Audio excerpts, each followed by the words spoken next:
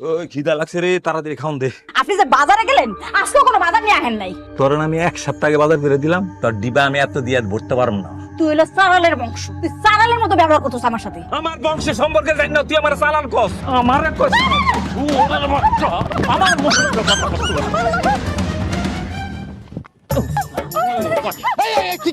লাউ দিয়ে বউরে মানে নাকো। আরে বন্ধু লাগ, লাউ দিয়ে পিলে বউ কি বাঁচবে?